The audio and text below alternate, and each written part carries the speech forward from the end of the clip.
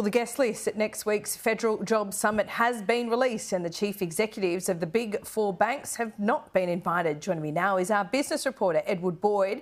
Anna Bligh, the head of the Banking Association, will represent the sector, which does employ hundreds of thousands of people.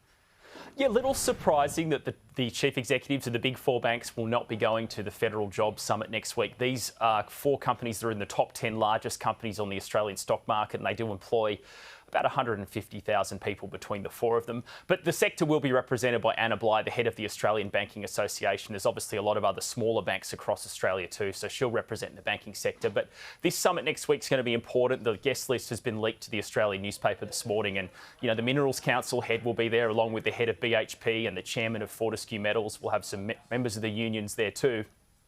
The head of Australia Post won't be there, but Christine Holgate, the former boss of Australia Post, will be there in her new capacity as the head of Toll. So the guest list is coming out.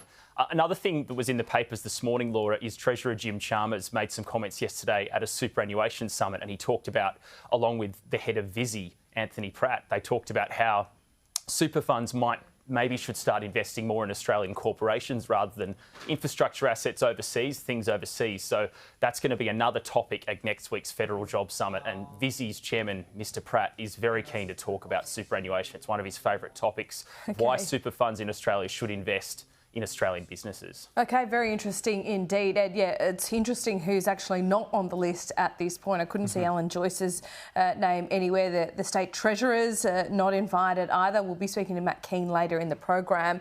Ed, let's look at the market because Wall Street tumbled overnight. This was on interest rate fears. So what can we expect today? We're expecting our market to fall as well. Look, falls for Australia at the moment, it's showing about minus 0.6% in early trade, so not as much as the US. US markets fell almost 2% last night, and the US markets are getting the jitters a bit because later this week there's going to be a pretty significant speech from the head of the US Federal Reserve, Jerome Powell.